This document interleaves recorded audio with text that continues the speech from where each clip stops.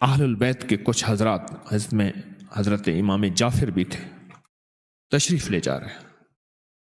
تو ایک جگہ دیکھا تو ایک مائی کے پاس بکری تھی، کہنے لگی ہم آل رسول ہیں، مدینہ کے ہیں۔ وہ کہنے لگے بسم اللہ، یہ بکری میری ایک ہی ہے، آپ یہ بکری لیں، اس کو ذبح کریں۔ انہوں نے ذبح کیا، گوشت پکایا، کھایا، دعا دے کے چلے گئے۔ کچھ عرصے کے بعد دیکھا تو ایک مائی ہے مدینہ کی، مینگنیاں اکٹھی کر رہی ہے۔ پہلے دور میں مینگنیاں اکٹھی کر کے بیچا کرتے تھے لوگ، اس کو جلاتے تھے۔ مینگنیاں اکٹھی کر رہی ہے، دیکھا تو وہی مائی ہے۔ لگے مائی کیا ہوا؟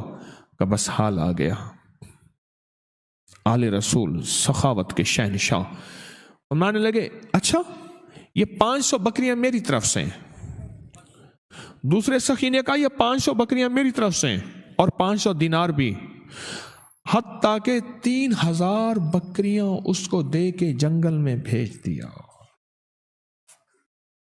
3000 بکریاں